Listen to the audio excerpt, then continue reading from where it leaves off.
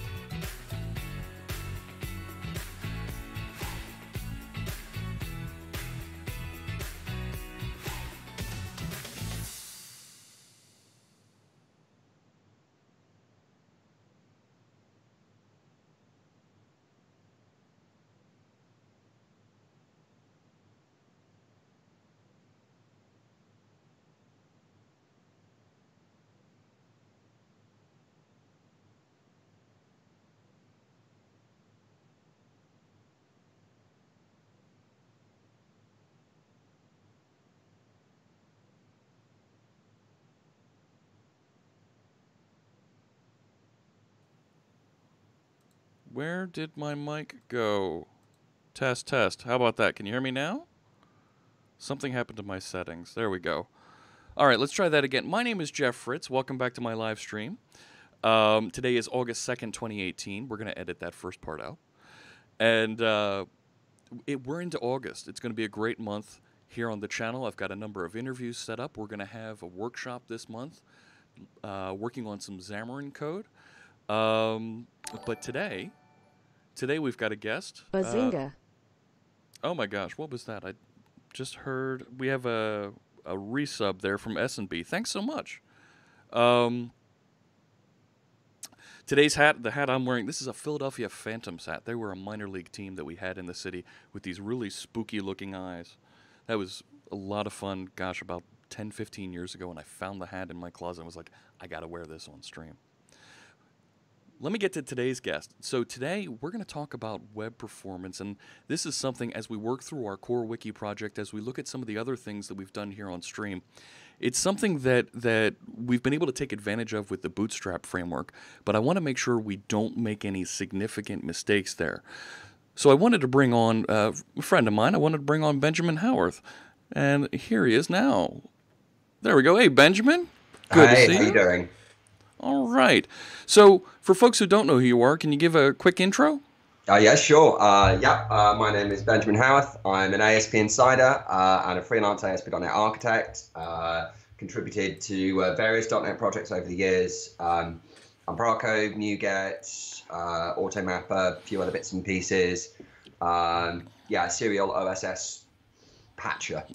I think that is probably the best way I could describe myself. So with that experience, though, you've seen a lot of different websites. You've seen a lot of different things that are going on, some good practices, some bad practices. Absolutely. You've got a lot of insight into this, right? Especially being independent. You bounced through a bunch of different projects in your career. Yeah.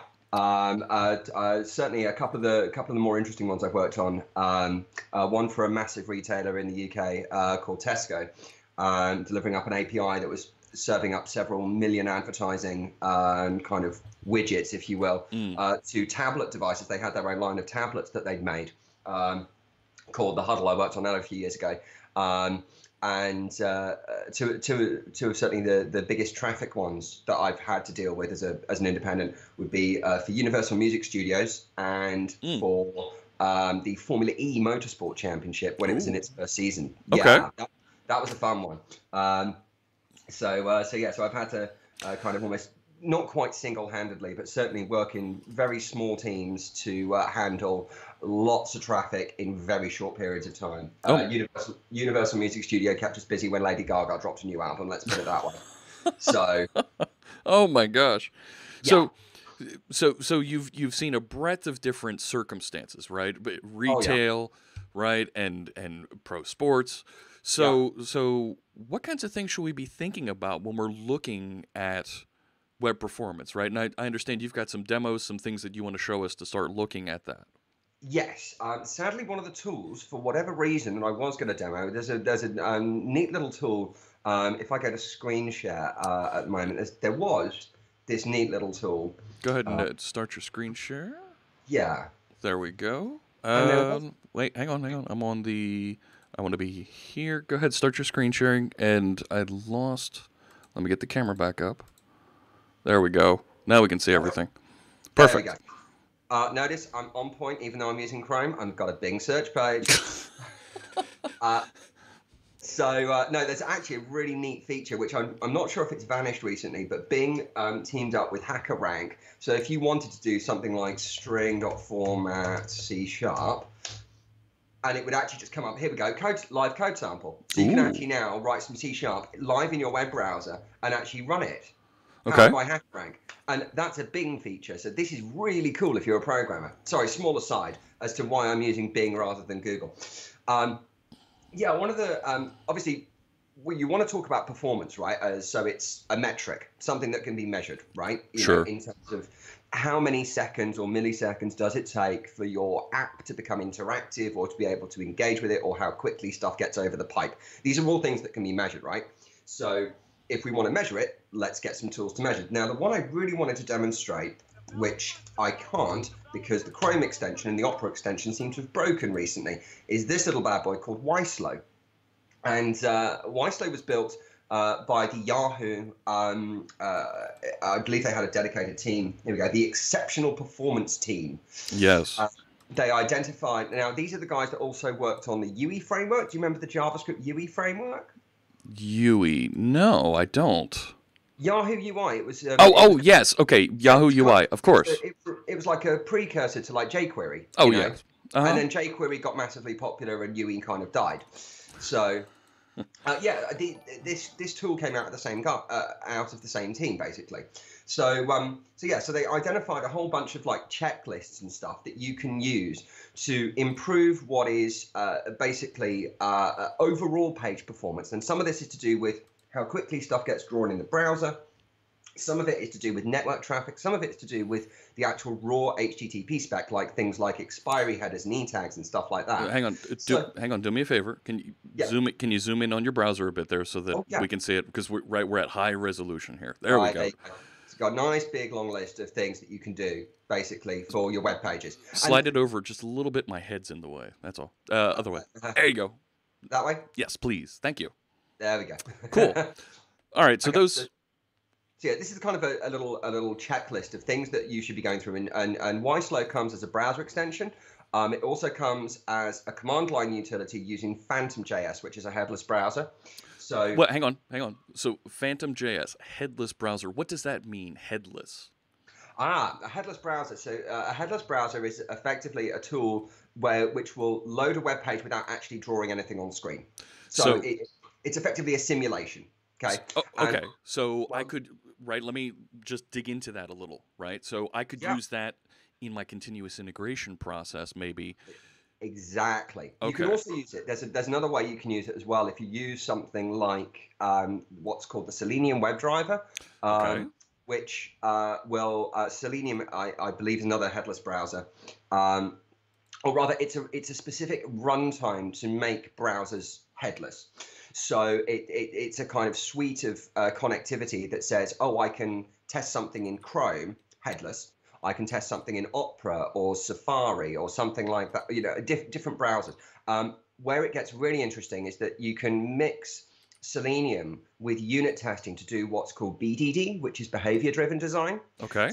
So you can write your test in such a way that says, when I load the browser and I load this page, and I type this text in, like a username and a password, and I click this button, then I'm expected to be taken to a login page. Yes. So unit tests are kind of like, they're good for individual small units of work, obviously, they're useful for separating things in isolation. However, behavior-driven tests are more about the overarching kind of user story. So the user journey, how do they flow through your website? How do they flow through your app? Basically. Okay. So it's a combination, it's a behavior test. It's testing that the application behaves in a way that the user expects.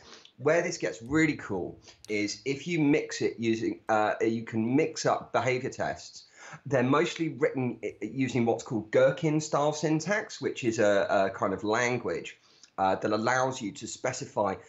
It allows you to specify your own vocabulary to describe your app and to describe your tests. I think I saw that before. The Ruby Cucumber framework used that. Yes. Okay.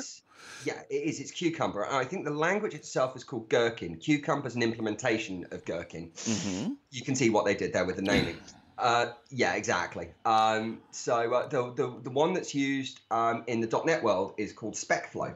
I'll pull it up now so you can have a look. While you're loading that, I'm going to go to a couple comments here in the chat room. So folks in the chat room are saying that they've also got some experience with, come on. For some reason, my scroll isn't working here in the chat room. There it goes. Phantom JS is losing support. Ashley Broughton says Chrome also has a headless mode now. Yes, it does. Yeah, because the actual core, the core Chromium rendering engine, if you will, that's Chrome itself is the browser. Chromium is actually what interprets HTML and CSS and JavaScript and actually executes it. And Chromium is open source, which is why Opera is using it as their rendering engine these days.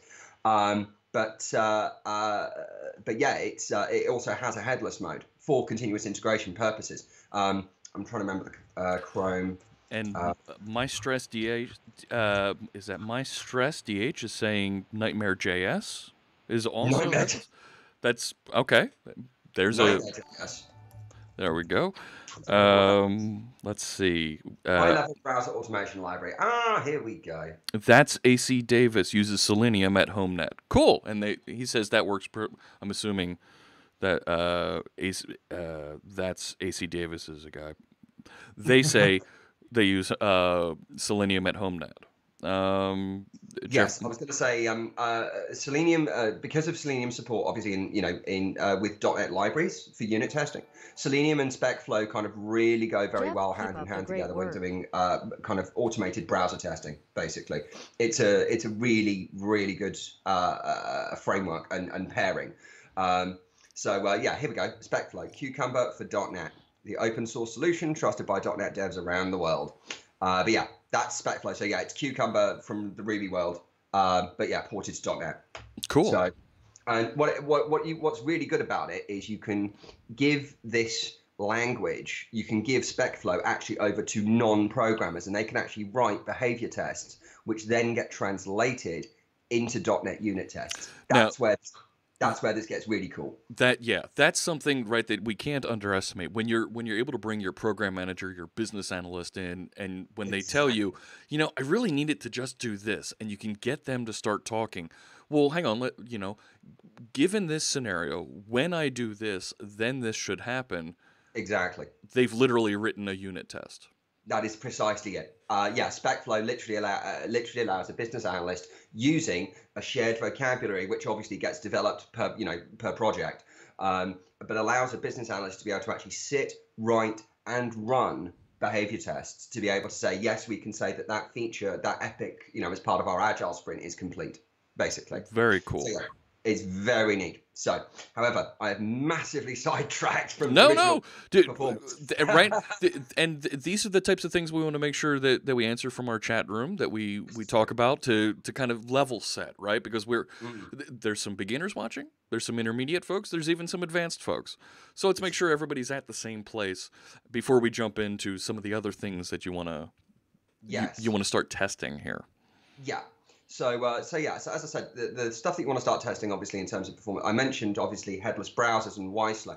Now, I mentioned YSlow in particular because it's a very old tool, but it's tried and tested. However, for whatever reason, I think the latest update they've just pushed out has broken the manifest in their developer package, which is why, for some reason, it's uninstalled itself from my Chrome and my Opera, which is a little bit annoying.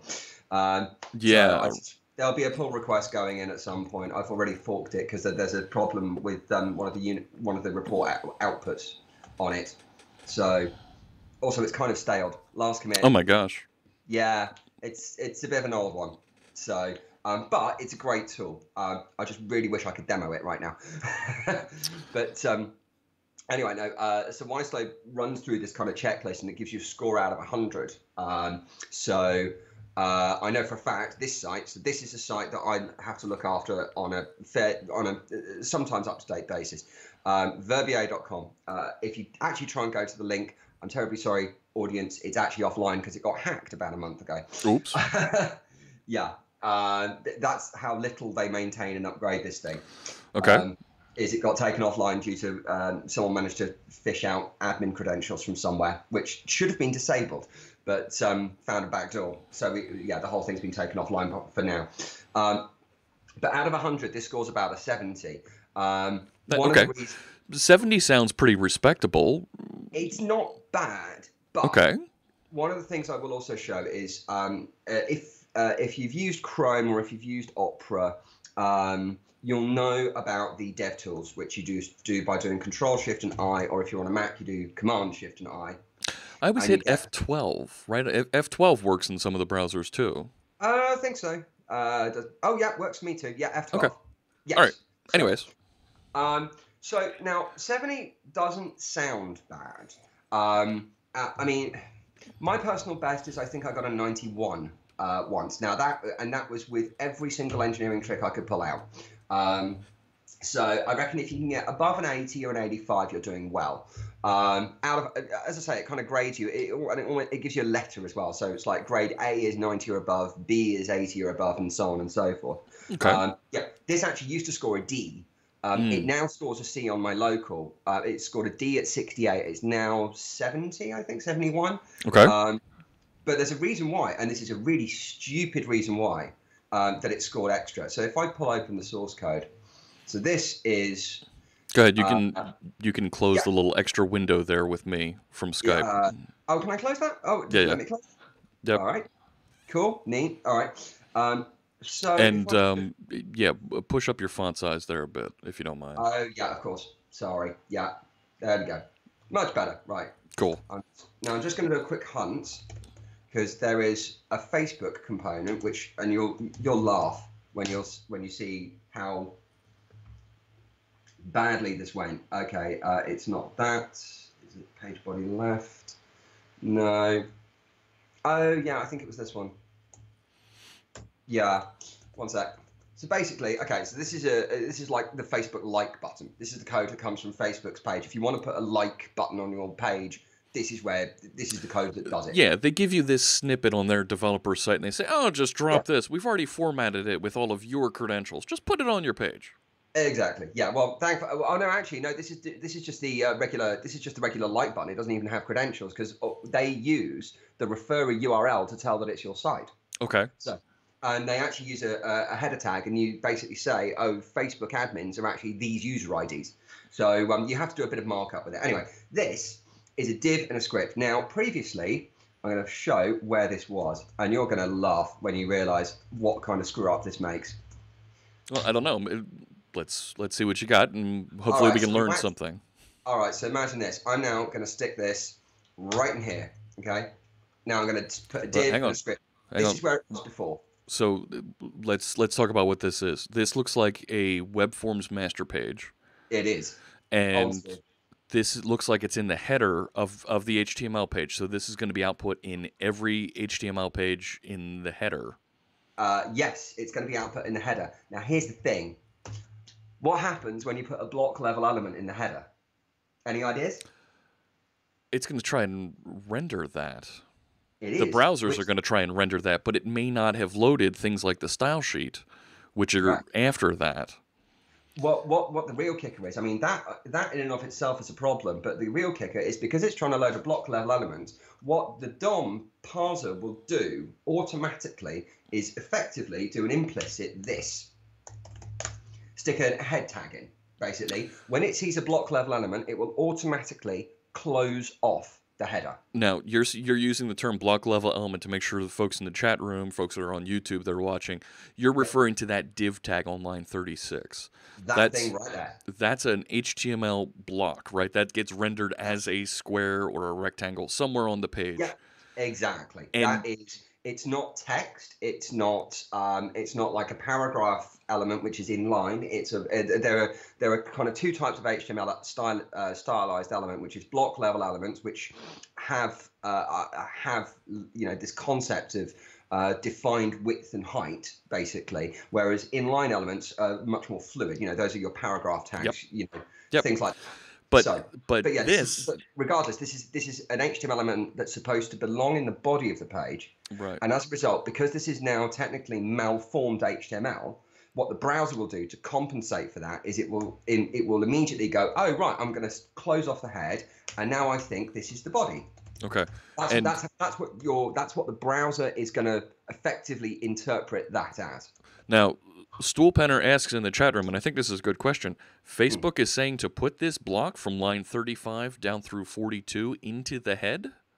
No, Facebook is not. Facebook is saying put this in the footer. What I'm saying is that someone didn't follow that instruction and copied and pasted it in the header instead. Okay, Facebook is saying put it just before the end body tag. Yes, gotcha. Absolutely. Yeah. Okay. So then it's not blocking anything else from rendering, basically. It comes out, your main content, your style sheet, your scripts, everything, all of that will come first, then, and only then will it then try and load the JavaScript accordingly from Facebook. Okay. So, but only once it's actually loaded all the rest of your stuff first, because this basically inserts an iframe, which then contains that like button, basically served from Facebook's pages. So, but by putting it here, as I say, if you have this div inside the header, it then effectively the browser then goes head and body, basically. It thinks the body starts there. Now, by doing that, it bumps your CSS into the body. Now that's a problem, because suddenly, ideally, when you load an HTML document, what's supposed to happen is all of the stuff in the head is then what gets loaded first, which then assists the render of the actual HTML. By not doing that, effectively, you're loading a naked bunch of HTML. Then you'll get one of those nasty little flashes of basically a completely unstyled page. Yeah. And one of those. Okay. So that's a problem. And not only that, now I've minified this on my local one. In production, there's actually 8 or 9 unminified CSS files. Right, 8 or 9. Wow.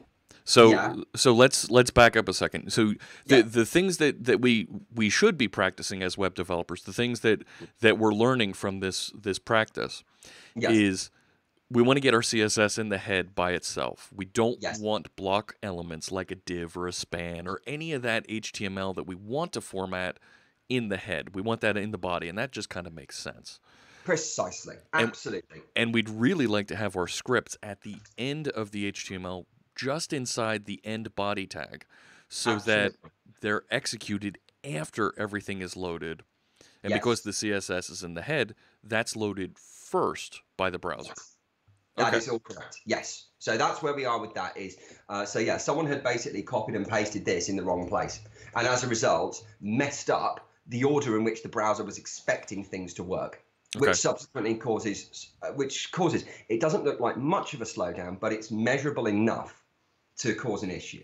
Okay. So that's one bad example of this. So here, this is a good follow-up question from WorldWake in the chat room. Why does it feel like HTML is bad design? Because I need to make sure the order of things is so relevant. Oh, Lordy. It would be nice if the order of things wasn't relevant. But that would be very nice. But unfortunately, due to the nature of browsers and the way things are basically streamed, obviously you receive things in order, from the first byte to the last, and as a result, the browser has to be able to deal with that in some kind of sequence. Basically, think like a queue concept. Now, interestingly, the new version of HTTP, which is the HTTP2 spec, addresses some of these concerns. So some of the little tips and performance boosts that things like YSlow tell you to do are slightly allayed by HTTP2, and I'll give a really good example.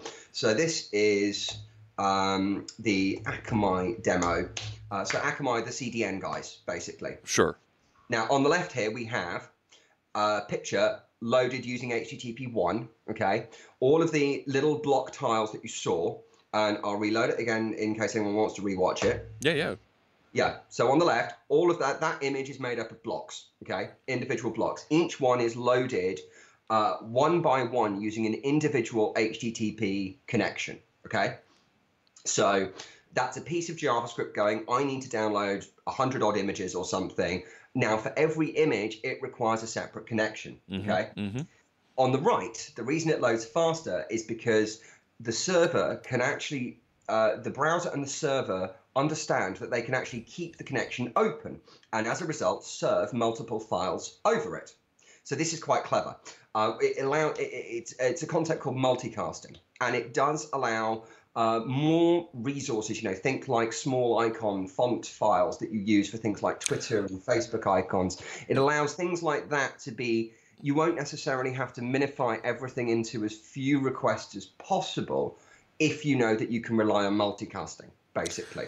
Right. And to Worldweg's question, and you touched on this briefly at the beginning, HTML is a document format. We need to specify somewhere, here's where the format is, and here's where all the other external references are. Yes. It's not, the reason that browsers and, the reason that browsers work in this order, this streaming order, is because firstly, things have to be downloaded in a certain sequence, like I said, in a queue. But secondly, as you say, it's a document format. It's not actually a data storage format. If it was XML, yeah, absolutely. But then XML's got absolutely zero interactivity on its own. HTML is supposed to be parsed and understood along with CSS and JavaScript to give you, these rich interactive experiences. XML is a sedentary data format. Yeah, fine. You could absolutely do whatever the heck you like with that. But then browsers, anything will read XML, right? HTML is it is a document format, and it's an interactive document format. So obviously, it relies on user actions over time. And it's evolved, right? HTML didn't initially have CSS and JavaScript. Those are specs that have been bolted on effectively. Yeah. And JavaScript was only called JavaScript because the guys at Netscape wanted some way to be able to provide some level of interactivity, and they thought, oh, hey, we can kind of bandwagon off the back of that. And actually, it's not really supposed to be called JavaScript anymore because I think there was a lawsuit about it. The technical term is actually called ECMAScript, if I'm not mistaken. But yeah, no, JavaScript wasn't. JavaScript was designed to simply add pretty little, touches of interactivity to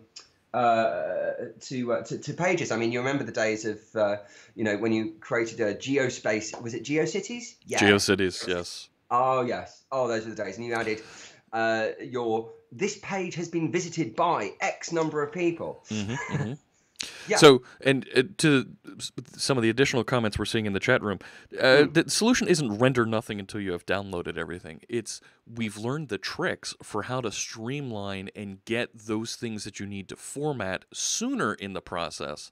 Exactly. And then the more intensive interactive capabilities with JavaScript push that later in the process. Yes, that's absolutely it. And there is a really nice number that I like to pull in terms of interactivity, which is 600 milliseconds. And I heard this from one of your colleagues, actually. I don't know if you still catch up with Phil Winstanley every so often. No? Okay. He works in cybersecurity within Microsoft these days, advising various levels of British government.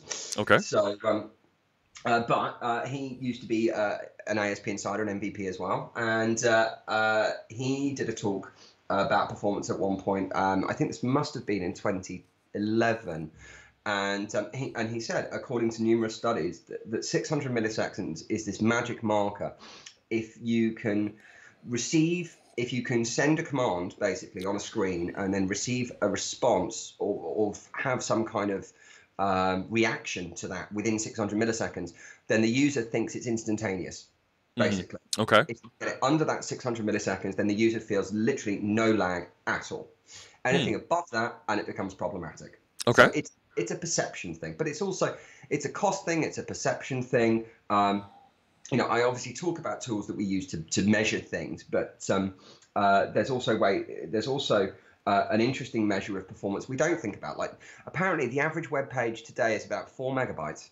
Oh my gosh. Yeah, apparently 4 meg. That's images, JavaScript, everything. Here's a good one for you. I'm guessing that maybe you may have been hearing about something called GDPR. Oh my gosh. Don't get me started Yes. about GDPR.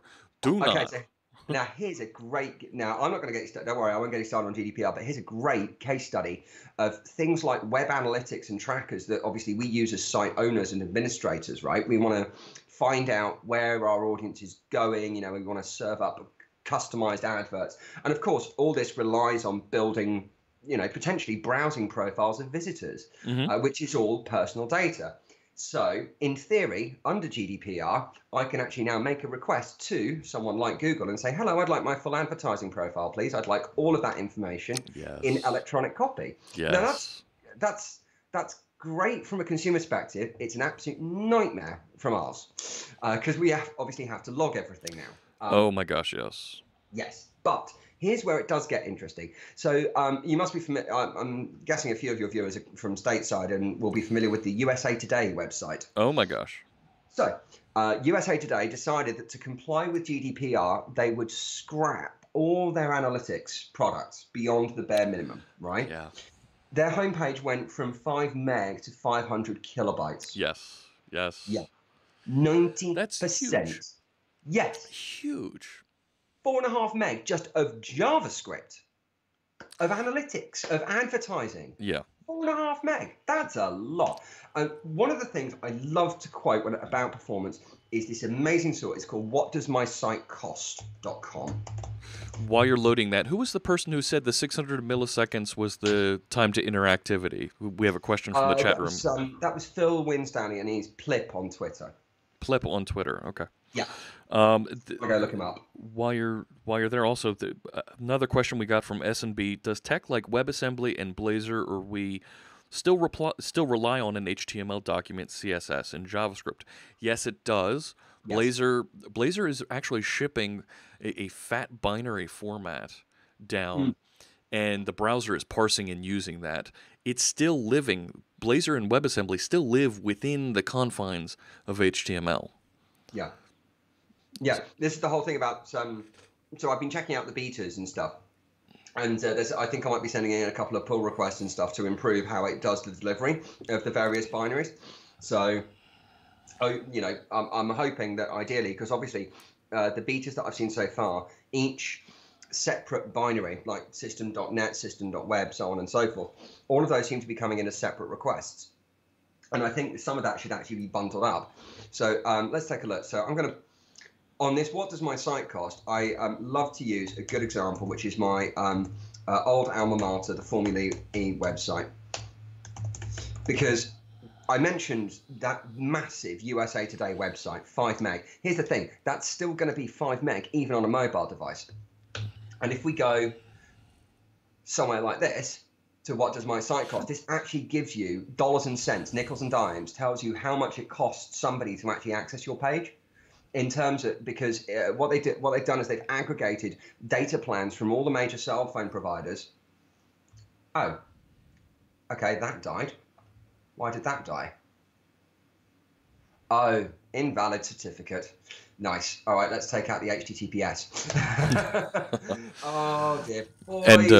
Boys. While you're loading that, Ashley Broughton is pointing out the Lighthouse tool from developers.google.com. And I want to move on to that one in a little while, because that's another way of measuring things. Ashley, spoiler alert there. Thanks so much. Yeah. Oh, yeah. Like I say, performance is a very, it's not just one set of numbers. There's loads of different metrics that you can assemble, and there's loads of different tools. But this is one that I love putting in stark costs. What does my site cost? Right. When I think about folks in Australia, and they've got a very thin pipe coming over to the States or over into Europe, and they're not, when I say thin, they don't have a lot of bandwidth. So they're not able to pull data over the ocean as quickly as we can here in the States or you in Europe. And it costs a lot, right? Yes. And not just in money, but in time to download all of your content. Janos makes a great point here in the chat room. I think you can agree with Ben. Golden rule before optimizing, benchmark. Yes, Absolutely, which is what Slow is for. And I tell you what, I'll actually And show off what. look at this. We're a minute in and we still don't have. It's still Yeah, loading. There we go. there you go. Right, I'm going to zoom in on that. FormulaE.com weighs 7.19 meg on the homepage. Now, Wow. granted, this is a sports championship, okay? So Okay. their stuff is meant to be high-res fan photography, press releases, all that kind of stuff. That's fine, okay? However, as a cost, if you are on a post-paid contract in Canada, it says that page just cost you 88 cents out of your data plan. Now, hang on. Let me make sure we understand post-paid versus prepaid. Post-paid means you're being Monthly plan. Yeah, your monthly plan, and you're being charged for how much data you've used Well, after no, the fact. No, this is what's interesting. Actually, prices were collected from the operator with the largest market share in the country, using the least expensive plan with a minimum data allowance of 500 megabytes over a minimum of 30 days. So this is taking, I don't know who Canada's biggest mobile operator is. I'm going to say T-Mobile, Sprint, something like that. And let's say you're on their $10 a month plan, which contains 500 meg. Okay. Now, because it's 500 meg, effective, because you've only got an allowance of 500 meg, effectively, out of your monthly plan cost, that's cost you 88 cents. That's what that's saying. Just to browse to this website once. One time, exactly. Okay. Now, this is when I'm glad to be a German. Look at that right there. 57 cents. There But you go. is it cheaper in other places? Oh yeah, absolutely. It's got a whole list all the way down. Here we go.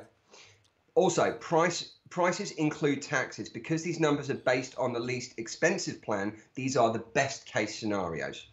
That's what it says there. Now, for comparison, I think our friend Chris Gomez, Space Shot TV, makes a good benchmark here. 25 years ago, when he downloaded Shareware Doom, it was 2.39 meg. Mm-hmm. So literally, this Doom is small. Yeah, this website is like 3 versions of Doom. I was going to say this website is 3 Dooms. Yeah, pretty much. Is a little bit different than what I expect. And as I said, the USA Today website, that's 5 meg. That's 2 Dooms. Yes. And just imagine how much fun we had with Doom, rather than USA Today giving us all the worst headlines ever. Right. Oh my gosh. Okay. So, yeah. Oh, look at that. And look, there's Australia. It's only 13 cents in Australia. And it's only 12 cents in the United Kingdom. Thank you, UK represent. But that's interesting, right? Because we hear about how expensive it is, and how hard it is to get good internet in Australia. But that actually looks pretty decent. I'd probably have to refer to Troy Hunt on this one, because I mean he's the one that's doing all his video uploads constantly. Yeah, 13 cents. So it would appear that obviously Australia's data plan costs for their cell phone at the very least seems to be reasonable. Maybe they just offer a lot of data, but maybe the speeds aren't very good. Sure. And Ashley in the chat room is saying that we need to use this as a new metric for measuring website performance. How many Dooms is your website? Yes, well, I mean, this gives you a good idea, but I mean, basically, I believe, if I'm not mistaken, Web Page Test, I think it's fully open source. So, in theory, you could then put this as a cost in Dooms. Sure. Oh my gosh, we're going to calculate in Dooms. Okay. So all right. So this is telling us a little bit about the weight. How do we start chipping away at that? So what we want to do is take a little bit of a look in detail at the actual breakdown of what the page looks like. So this is where we go to the actual page. Let's have a look. All right, so we got that. Now that seemed to render fairly quickly. Let's get rid of the obligatory cookie notice. But to your point earlier, this is a pro sports site where we want to have nice high res pictures, and it looks beautiful, right? I mean, dear Lord, look at that Nissan. It looks amazing. That's the detail that I want, and I'm going to pay for that. 1080p photographs, full 4K. Absolutely. For you want to see the close up, you want to see it in full slow-mo action replay close-ups. You want to see every single piece of that glitter. Oh yeah. In that photo. So, all right. So what we're going to do now is we're going to open the developer tools. Okay. And as Ashley mentioned, was it Ashley that mentioned Yep. Lighthouse earlier? Yep. Right. There is this nice little new section up here in DevTools, which is called Audits, and this is Project Lighthouse. Now, okay, So, this is Google Chrome that you're showing. I'm actually showing this in Opera. It's actually part of Chromium, which is the underlying engine. So Oh. Opera uses Chromium as its engine. Okay, so it's available in both browsers. That's correct. Okay. So, all right. So what we can do is we can run an audit, and it gives you 5 different types of audits to run. So we have a performance audit, a progressive web app audit, a best practices audit, an accessibility audit, and an SEO audit. Okay. Now, since 2014, the first and the last ones, performance and SEO, are related. Since 2014, Google has been penalizing sites that don't have a good speed index, basically. Okay. And not only that, they've also been penalizing sites that aren't mobile friendly as well. So Okay. if you there's another website that I have as my example of everything you shouldn't do with a website, the verbier.com site. Actually, when I've run this against there, again, this will give you a score out of about 100, and it will identify certain things that you can do to improve and certain things that are massively problematic. In fact, I'll run against this one, the Formula E one. So what it also does, whilst it's doing this, now I won't zoom in on some of the text it's saying, because if I do, the test won't run properly, unfortunately. I've tested this with Zoom In. Now, let me just ask real quick from the chat room. I'll relay this question. Is there a similar tool for Firefox? Yeah, I would use Firebug. Okay. There's the DOM inspector already built into Firefox, and there is a really great extension for Firefox called Firebug.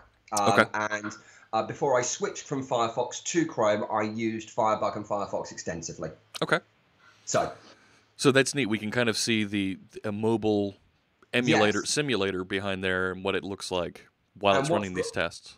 And what this has done is it's also deliberately simulating a 3G connection speed. So this is not, I'm on 100 meg LAN here plugged into my router, but this is deliberately simulating what it would take to load that on a 384 kilobit a second connection.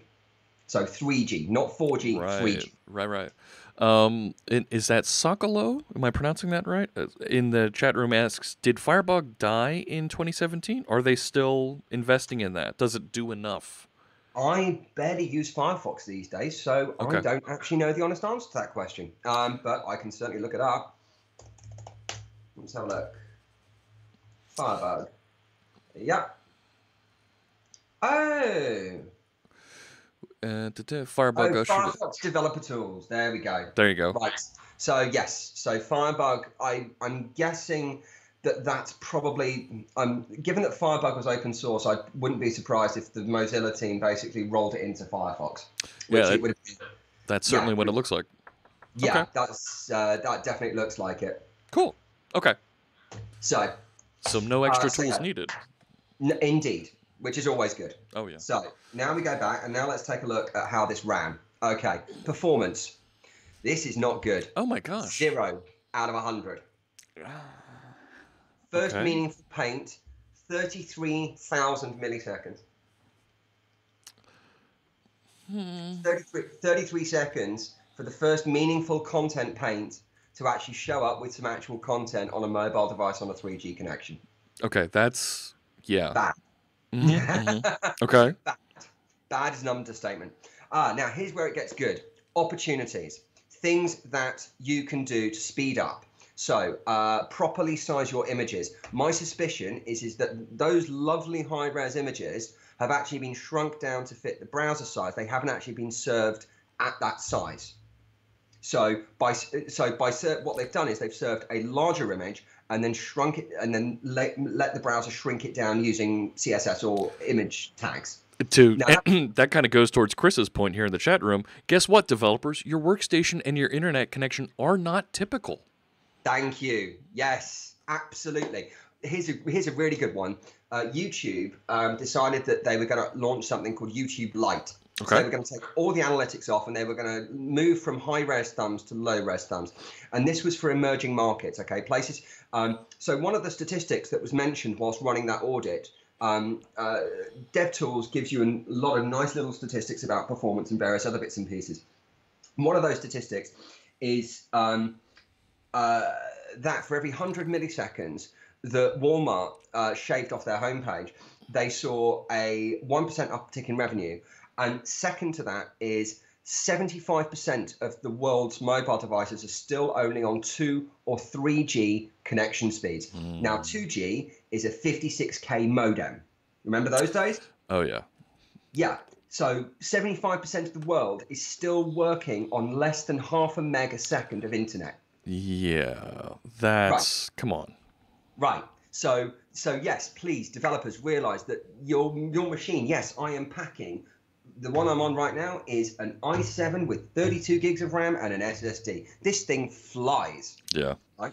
And that's why these tests are so important, is to be able to replicate what it's actually like in the real world for people. Okay. So if you look at this, properly sizing your images, okay, all of these images have been loaded, right? Have been loaded at full high res, and then they've been shrunk down using CSS. Now, there is a total amount of data saving here, which says you could save 2.8 meg. So that's a Doom. You could save a Doom. There you go. One Doom, straight away. There you go, save a Doom, and even better, by saving that bandwidth, you also save 25 seconds. Okay. So that's big. Huge. Now, given that we are looking at 33 seconds in total for this thing to work on a 3G connection, suddenly improving that by 25 seconds takes your render time down to 8 seconds? That's a heck of a lot better. That's a 66% improvement? Yeah. Straight away? Yeah. That's right? phenomenal. Oh my gosh. Now, Yeah. you could also spin this measurement the other way and say you're downloading Doom in 8 seconds. Yeah. I need that. Anyways. Well, you can do that on your phone, yeah. Here we go. There's some other stuff. Reduce render blocking scripts. So these are bits of JavaScript that are subsequently causing there to be issues. So these are JavaScripts that are kind of almost trying to prompt, because I bet you this, so there's only one JavaScript, which is good. Okay. Just one. So they've minified already. This is fine. But I bet you that's going to be for that carousel, that homepage carousel. And I bet you what's happened is that those images, those carousel images, the DOM layout actually hasn't got it so that you can just see that image before the carousel interactivity comes in. So that's poorly written JavaScript, basically. Okay. And that's subsequently, as it says over here, delaying paint. Yeah. So what you're suggesting is delay loading all of the images for the carousel until after that first one is presented. Yes. Look at that. Lazy load. But then I also come with another caveat about lazy loading, because I mean the way this has been built is it's very much like a single page application. Okay, it's responsive. It's designed to work mobile, tablet, and desktop. Okay, and the navigation, the way it works, is in line with how I would expect a single page application to behave. Right. Now, here's the thing: navigating from view to view, obviously your JavaScripts get lazy loaded in, right? Okay. Yeah.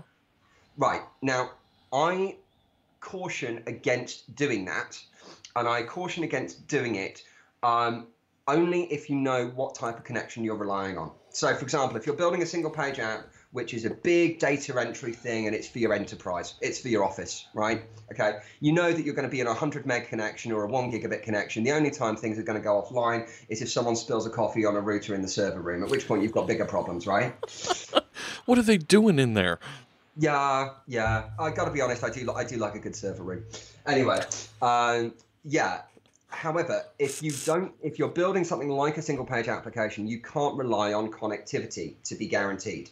Okay. So I absolutely implore everybody to minify your CSS, your JavaScripts, and to keep the number of requests that you serve down to a minimum. So, for example, a lot of these images could have actually been bundled up. So things like background images, so like that Formula E logo up here, you can do something called CSS spriting, which is where you can take, say, 10 images and bundle them into a single image. And then you use CSS background positioning to simply change the what's actually visible of that image. So it's like creating a tile, if you will. So, and there are tools that will do this for you, that you can pass it through your CSS file, and it will subsequently take all the image references and it will bundle them into a single image for you. It's really very handy. And that means that then you're only serving one image, and as a result, instead of loading 10 images, you're just loading one.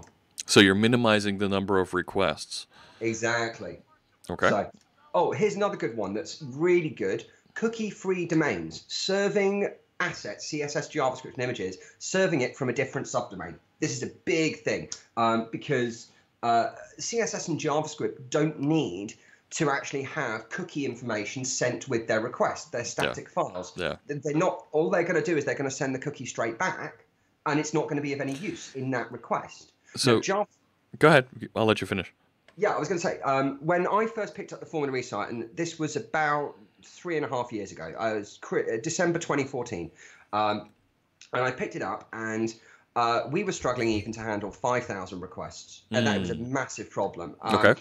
Partly because of the way the Razor had been written in the views, but one of the big things, even bearing in mind we'd had one race, and this was the inaugural first ever season, we still had 4.5 gig of static high-res images already within one race in the first season.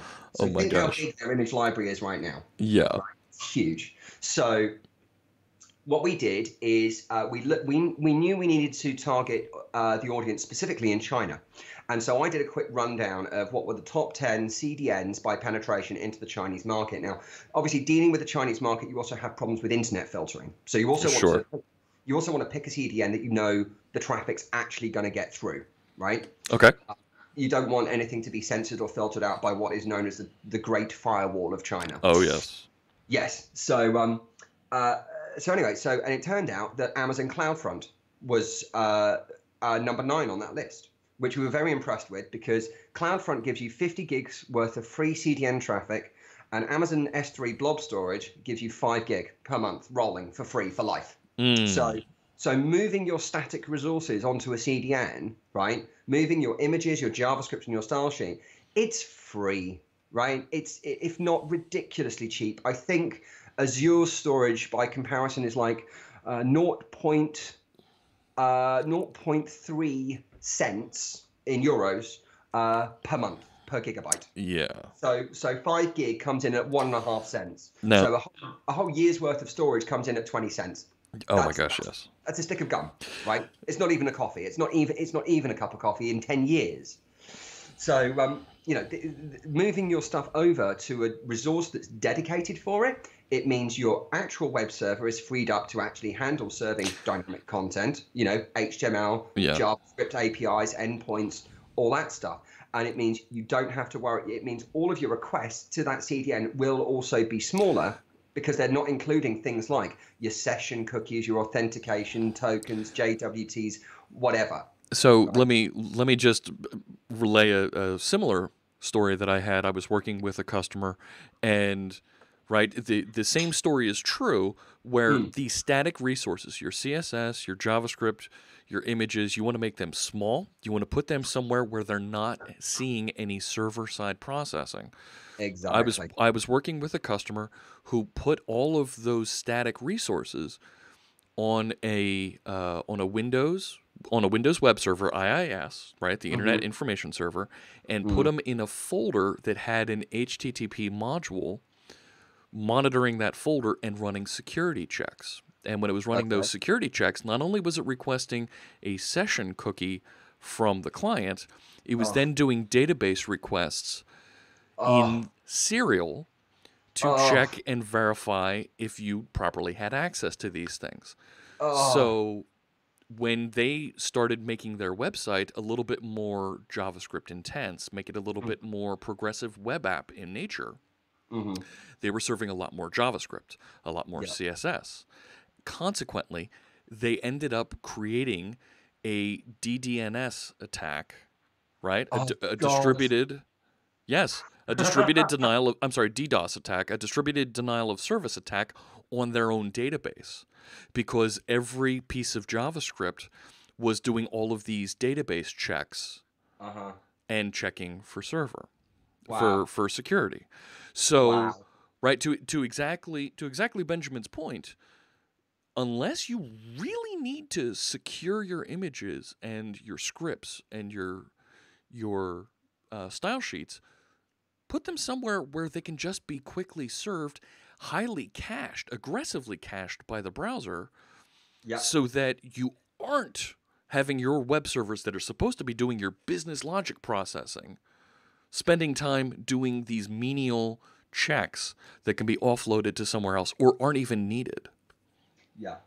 Yeah. Uh, I was going to say one of the tricks I have seen, even if you can't convince the penny pinchers in your accounts department to sign up for an Amazon account or an Azure account, there's a really neat little hack which I've seen a couple of people do on things like small static, like say personal websites, and that is if you need somewhere to put your CSS and JavaScript, you can create a public gist on GitHub, oh my gosh.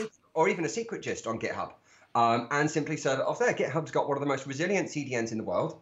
And I believe that recently they underwent, was it a half-hour DDoS attack that I think was the largest recorded in internet history at 1.4 terabytes per second. Yeah. For an Huge. entire half hour. Huge. Oh, yeah, like completely flooding them. And they were only offline for 5 minutes in that 30. That's tremendous. That is a testament to how brilliant their engineering team is to be able to withstand that kind of pressure. So yeah, if you can't convince anybody to sign up for an Azure or an AWS account in your organization to do this, then just use some gists on GitHub for your JavaScript and CSS at the very least, because that's free and easy. Yeah. Oh yeah. So Poker, it's supposed to be Poker Star, but I see what you did there, flip-flopping the S and T. Poker Tsar says hosting JavaScript on a separate subdomain also mitigates a lot of cross-site scripting issues. Yes, it does. Yes. Nava Styles follows up. You can use Netlify for CDN hosting as well. Oh yeah. Yeah, there's tons of options. Oh my gosh, I mean, yes. For static items in particular, I tend to like kind of the Azure blob storage or the AWS blob storage. Yeah, I'm definitely big fans of, because you can just take a bucket and particularly, so the sites I specialize in mostly work around a CMS called Umbraco, which is .NET open source.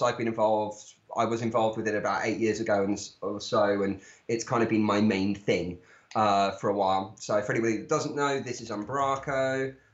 It's under a full MIT license. So it's free. They've got cloud hosting options too, but it's otherwise free and open source if you want to download it and run it yourself. And it's great. I love it. Yeah, when I came in with the Formula E guys, their site was on Umbraco, and yeah, we've done upgrades to it and scaling and all sorts. So yeah, this still runs on the same stuff today, and it doesn't really look like your typical CMS managed website. You've done a lot to customize, and well, this one wasn't my handy. This specific build wasn't my handiwork, because they took a lot of the data out and put it into another build. So the old version, I'll show you what the web archive, archive.org. I love archive.org. Shows you kind of what it used to look like. It was built by outside agency, and as a result, when it actually went live, someone lost their job over it. Let's have a look. But yeah, I was saying I like you. I use CMSs a lot. Okay. Right, here we go. Let's go 2014. And Umbraco, I like Umbraco because actually it's got a media library in it. And in that media library, I can actually take all the files and actually put them into Azure or AWS blob storage automatically. Oh. So they bypass the local file system entirely. Cool. So this is one of my absolute most favorite setups ever, is setting up an Umbraco site with Azure blob storage and an Azure CDN over the front of it. So cool. Yeah, that's my stock brand new site. This is what is. Someone asked me to build a website, even a personal website for them. I just go, yeah, I've got a bunch of pre-made little templates with NuGet packages that just do it. So, but this is what the thing used to look like. So this was on my birthday. This would be the day of the Miami race, because I was stressing out because we were trying to move everything to AWS from our own in-house data center. Okay. So This is what she used to look like. Very, very Web 2.0 naughty. 2 naughty? Yeah. Web 2.0. Okay, wait, hang on. All right. Yeah. I thought you meant Are not you- you thought- not are 2.0, 2 Jeff, naughty. Jeff, somebody got a dirty mind today. No. All right, what do we got here? Here we go. Yeah. Yeah. Very, very Web 2.0 naughty. But yeah, this is where we actually got the thing actually up and running on AWS with auto scaling as well. So I set up 3 what are called I think they're called AMIs, I think, which is you kind of make a stock image from an existing machine, basically. Okay. And yeah, we'd actually got it to a point where it would actually auto scale. It would go from 1 and then ramp up, and it would actually go up to about 5 or 10 at max, and then all the way back down again once people had finished watching. So you would scale the site automatically. Absolutely. Nice. And nice. It was, thank you very much. Thank you. Because I don't think at that. Well, I certainly don't think at that time, and I don't think they still do. You know how Azure's got the app service stuff, Yes. which is it's basically serverless, right? You know, I mean, you've got a directory in there, but it's basically serverless, right? You know, you just take your website with your views and your CS and whatever, and you send it up using web deploy. Basically, you go right click in Visual Studio and you go publish. Right. It's platform. It's platform as a service, right? Yeah, Serverless is really just the functions, right? Yeah, that's true. Yeah. So yeah, but yeah, it's platform as a service, and I don't think I've ever seen Amazon offer anything like that. Otherwise, we would have used Azure at the time, basically. But we already had an Amazon account, so. And I just went, well, if we've got 4 gig of media and they give us 5 gig for free, hell, why not? And the first month after our first race, firstly, we managed to go from handling 5,000 requests to handling 100,000. So that was our first big win. Yeah. We immediately could handle 20 times more traffic. Okay. Just offloading CDN stuff. That was good. Now, bear in That's mind, huge. When I arrived, I had 9 days before the next race. So not much time. And it was me and one other guy. Bless him. He still works there. But Junior, if you're watching, shout out to you, brother. But this is when you break open, right? This is you break open your toolkit. You do that, and you go for those quick wins, right? You're not rewriting the website. You literally pushed content to a different set of servers. It's architecture. It's all architecture. We hadn't even tackled writing code at this point. It was all architecture. And then we did the basics like minifying CSS and JavaScript, obviously. Okay. Then after that, we started delving in detail into the actual Razor views. So here's one tool I love that's a great performance tool, but this is mostly for the ASP.NET people, and this is mostly if you're still doing kind of web site type stuff rather than web apps. Okay. But this is, if I pull back open that Verbier thing over here we go. So up in the top left here, I've got Mini Profiler, so which is built by the lovely people at Stack Exchange. It's open source. They've got providers for web forms, MVC, Entity Framework 5 and 6. I think they've got a RavenDB one. But what it does is, if you take a look, it gives you a breakdown by breakdown. Every single step in the page can be individually measured using a stopwatch. So what I've got here is I've got a duration. Each part has its own individual duration, but then I also have child items. So I can see the full summary of how long it takes. And so now bear in mind, this is a hot website on my laptop, right? This is running on IIS, and this is a 32 gig machine with i7. That page is still taking 1,300 milliseconds to spit out HTML. Now, that's not the worst I've seen. When I first came along to the Formula E website, on this, I took it on my laptop, again, similar specs, SSD, 4,200 milliseconds. Gosh. Just to produce the HTML itself. Now, that's both server side and, right, that's time to first byte? That's time from first to last byte just for the HTML. So that's just for the HTML. That does not include any CSS or JavaScript latency or paint time in the browser. Wow. That is just IIS doing its work and spitting out HTML. That's just IIS. spitting Okay. out one page, Yeah. 4,200. Now, I mentioned that 600 millisecond. We're way off the mark there. Now, you want to know what's crazy? Now, I'm sure you can probably see up here, there's a nice little carousel that's kind of going. There's 1, 2, 3, 4. Now, the images haven't loaded on this. When I opened MIDI Profiler and dug down, it turned out that that carousel was taking, on its own, 3,500 out of that 4,200. 80% Oh. in one file. Mm. And here's a lovely caveat I have for anybody who does write Razor or MVC views. I'm sure you're familiar with the var keyword, which is basically, type declaration at compile, basically. Right. That's a C# keyword. Yeah. Figure out what this is later. Exactly. Var something equals get whatever back from a method. And basically the compiler will go, okay, I'm actually going to check the return type of that method and then just replace var with the actual keyword. Okay. With the actual class type name. So that's cool. And that has no actual performance issue. Have you come across the dynamic keyword? Yes. In C#? Oh, yes. Oh, yes. Oh, yes. Oh, I'm about to go there. Before you go there, there's a comment from Gabriel in the chat room to finish your point about using CDNs. Yes. Last week, by offloading content requests to CDNs, they changed the cost of an internal website to 1/10 of the previous cost just by offloading that JavaScript, that CSS, and images. Yeah. I give that person a round of applause. Congratulations. Brilliant. Great. Huge, right? And it's simple to do. Now, it's so simple. Now let's come back to, you're talking about the dynamic keyword. Yes. So now, because this is a content management system, obviously you want it to be relatively straightforward to set up what you would be content structures, your pages. Okay. And that obviously has to fit, you have to provide a user interface. In fact, I'll actually show off what it kind of looks like. So this is what Umbraco looks like in the back. And let's get logged in. Okay, this one's cool. I see you have the short password, I see. Of course. LastPass. LastPass, my friend. I LastPass everything. And WorldWake. Let's see if we can come back to your question after this point that Benjamin's going through. WorldWake wants to know, how do you use CDNs? They don't want to hard code anything. Is it a server routing setup, or does it need to be said somewhere on the site itself? Let's come back to that in just a minute. Let's see what Benjamin has here for us, and we'll table that for just a little bit. Yeah, so this I will address that shortly. But yeah, this is basically a regular kind of looking CMS.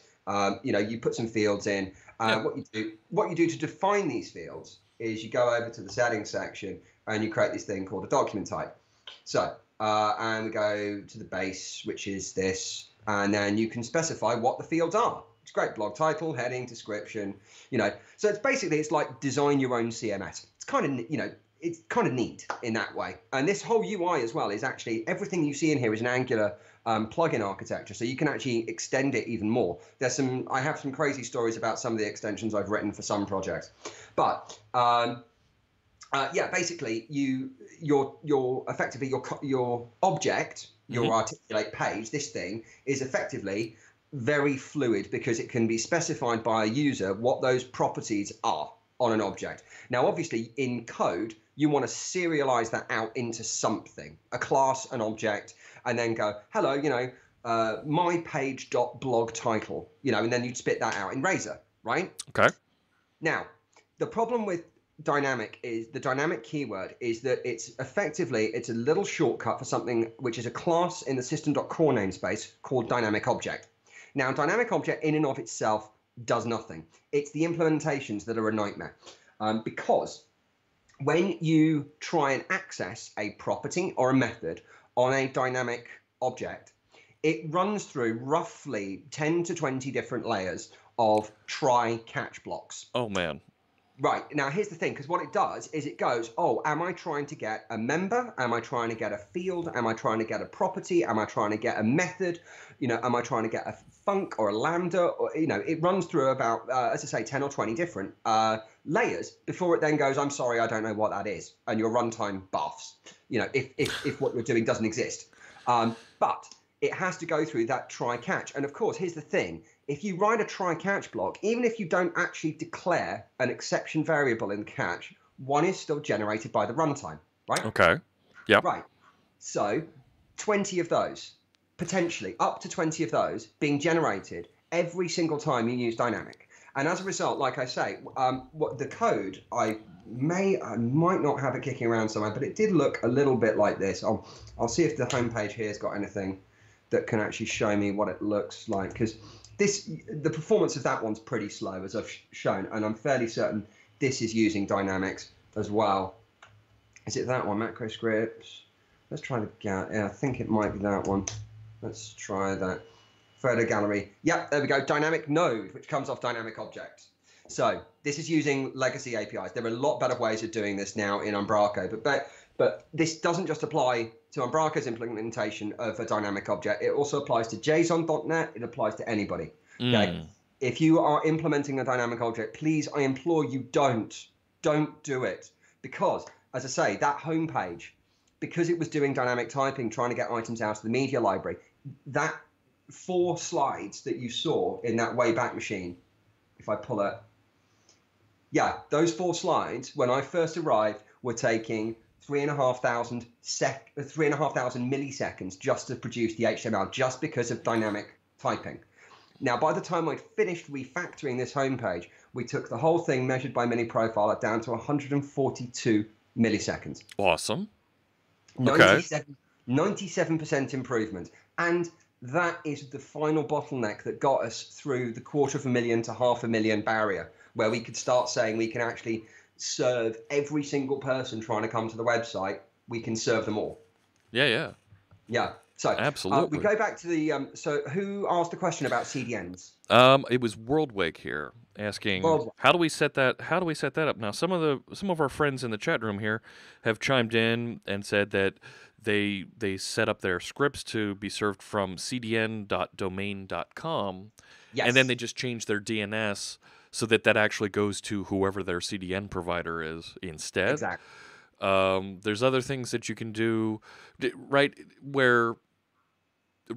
I mean, that's completely relying on that CDN website existing, right? You can also do things like we have in ASP.NET, where we have those, we have the little bits of test that you can use in ASP.NET Core on a script tag to say, well, if you can't reach the CDN, here's your local failover. Yes. Yeah, but that also relies on your app being able to have connectivity. So let's say you're hosting an internal thing where you want to actually fork out content. Now, the server itself has got locked internet connection, so it won't be able to communicate out, but your browser can. Yep. So that wouldn't work in that environment. No, that actually, if I'm not mistaken, no, that fires client side. Are you sure? Oh, yeah. If you look at the code that it generates a little JavaScript wrapper. Oh, yeah. That goes and does that test. I've seen those. See, I've seen those, but I don't like the idea of having to use JavaScript to load CSS for my essential page load. Fair enough. Yeah. Ashley points out. I think that would come into the whole performance and paint render time. Sure. Yeah. That's why I've kind of looked at that and gone, I see why it's useful. Yeah, but I don't like it as an approach. Okay. Personal preference. In the chat room, Ashley writes, you can also use service workers to cache the content to the user's browser. Then on failure, request from the CDN. That's very good. Yes, absolutely. No, service workers are amazing. I love service workers. So I'm at the moment today's live coding was really going to be me going to be doing some of this with my CMS, but I'll talk more about how we measure stuff first. Because yeah, this is my homepage right now, and this is what the real thing looks like on the actual web, which is hello. That's how good I'm so good at building websites. Look at mine. It's the default Azure app service. Yeah. Yeah, I believe the symptom is known as cobbler's children. Yes, the cobbler's children who have no shoes. That's the one. Yeah. Yes. So I will get. I've been saying I will get around to it, and then they invent some new technology, and I want to go start adding that and playing with it to my website, and then the thing never gets published. Yeah. Yeah. Nava Styles in the chat room says they found a bug in a service worker where you have 2 to 3 versions out of sync and clients just get a blank page. Oh no. Oh, You do have to be careful. The only fix then is for the client to restart their browser. yeah. Really? That's Oh. not terrible, right? I mean, to tell someone, well, just close your browser and restart it. That's not I was gonna terrible. say, like telling someone to clear their cache is like Control F5. You know, I think enough people who use the web on a regular basis savvy enough to kind of go, yeah, you know, we know how to refresh the browser and clear cache now. And Nava makes a follow-up point here. Customers are dumb, and you don't have a Control F5 on a phone. That's a very good point. No, you So, don't. That is a good point. yeah. No, cache invalidation. What is it? The old adage, which is the two. There are two hardest problems in the world: are cache invalidation, naming things, and off by one errors. Yeah. Oh, yeah. All right. Yeah. So, what's the next step here? We've gone through, we've seen a little bit about, and So we've we've talked looked- about dynamic keywords with .NET. We've talked Yeah. about CDN. Where else should we look for performance? There are other places. Let's take a look. We can look to. We've talked about a little bit, obviously, about CSS and JavaScript minification. Oh, yeah. So what I've got is somewhere over here. I think I've got a little PowerShell script booting up. One of the other things, expiry headers on your static assets. So Okay. this is kind of an interesting. So this is twofold. So basically, if I take a look at, I'm going to show off the Verbier site again, because again, this is a good example, because there's no optimization done on this thing at all. So, and we go to the network tab, which is that one, fourth from the left. And I'm going to show you how many items in network come down. And wait for it to warm up. There we go. Now, Gabriel in the chat room, boxing and unboxing, that's a bit of a .NET thing. We're focusing primarily on the client side things, the stuff you're actually shipping to the browser. And holy crow, 80 some requests. What's that number down there at the bottom? 83, and that's 991K. Hey, that's small. That's half a Doom. That's pretty. Yeah, well, it's half a Doom. You know, but look how long it took to load DOM content loader. So we didn't actually get, even in my super duper fast browser, the actual bit where JavaScript started kicking in was at 12 seconds. That's really slow coming in locally. Exactly. That's not great. So and that's to do with CSS and JavaScript. That's kind of like the execution time for the browser to actually start understanding stuff and interpreting it. And then the load is when everything's finished. So so we take a look at that. Now, because there are no cache rules on here at all, there are no expiry headers and there are no E tags, and I'll come to both of those in a second. Okay. But basically, we're now going to go preserve log, okay, up here. So when I reload this, it's going to be the total of both times I've loaded it, okay? All right. While you're loading that, to Smab's question in the chat room, what's generating those numbers you're seeing on the left side of the site? That's Mini Profiler. Yes, that's Mini Profiler. So this is as I mentioned earlier, this is built by the guys at Stack Exchange, and it shows you a full-on breakdown of everything that's taking time. This is all on the server side. Okay. Right. So notice that's got render MVC/index. That's actually an MVC view, which is then executing a bunch of CSHTMLs. Okay. So where it says executing macro engine script, that's each one of those is a separate CSHTML. Now, obviously, this is great. I mentioned the Formula E website, and I put Mini Profiler on, and I found one file that was taking 3,500 milliseconds. So, and through a combination of things, refactoring and rewriting that into static typing rather than using dynamic typing, and along with a bunch of other things. We took it from 4,200 down to 146 milliseconds. So yeah, this is Mini Profiler. What's really great as well, so this shows you the actual page load, but there's also background tasks as well. So you got some stuff back here, which is kind of like some legacy web service type stuff. So what Mini Profiler will do is actually show you every single request that's actually been through the pipeline that hasn't been previously displayed. So this can also be used to show things like API calls as well. You could create an MVC view which just had Mini Profiler on it, which you'd use to track background API calls and how long they took to run.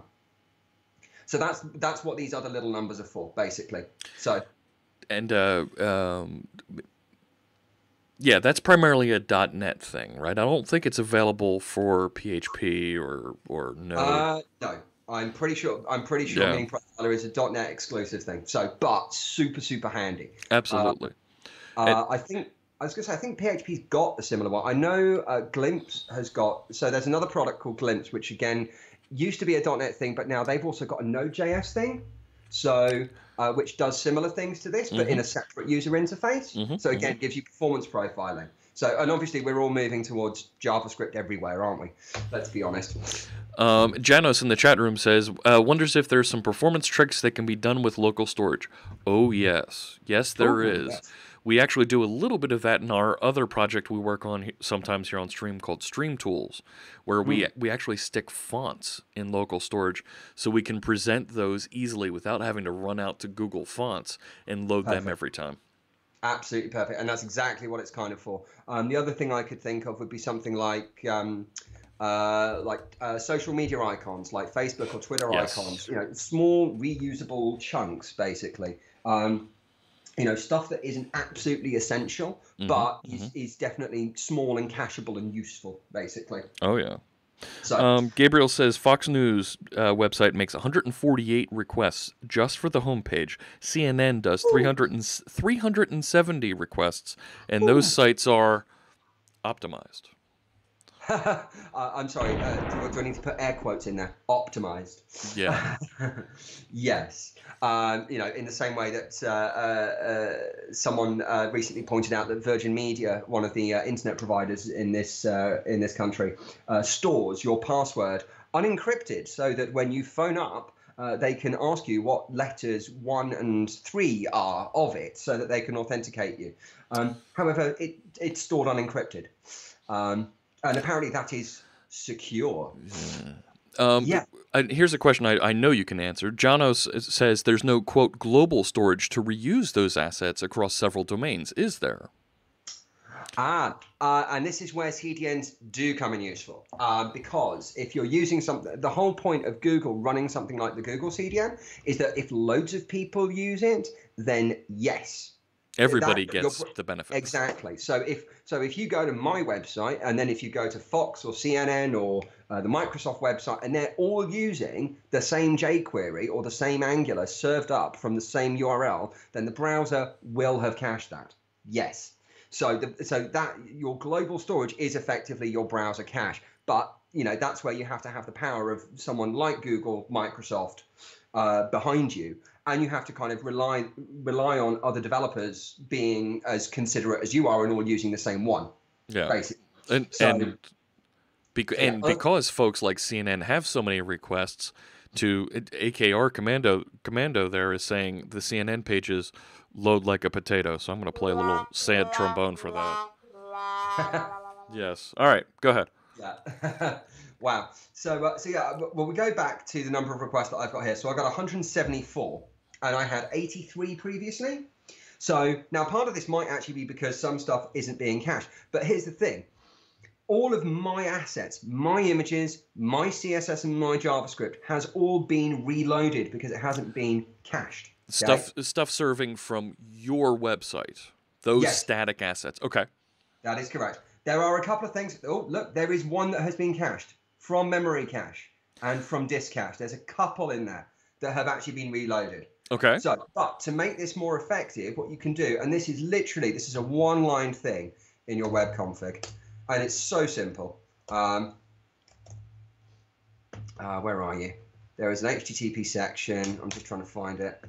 Trying to remember where you belong. There is a section under. Here we go. Static content. I think it's this one. What you can do, there is, no, I don't want that one. There's something you can basically add in here that adds client cache. Here we go, client cache, bingo. And then you can do cache control, HTTP expires. So then you can basically specify a GMT date and time when that expires. So if I say, let's say I want to put it in, it'll be 2020 01 01T0000. Right. Okay. So that's ISO, is it 8659 format? 659 Oh, I format? couldn't tell you. Yeah, there's a specific date format But you have to it's a standard format. A standard date format is what you're using. Yeah. Eight, Universal date format. Is yeah, it 8601. 86? Yeah, that looks roughly like it. That's it. Yep, ISO 8601. Let's try you.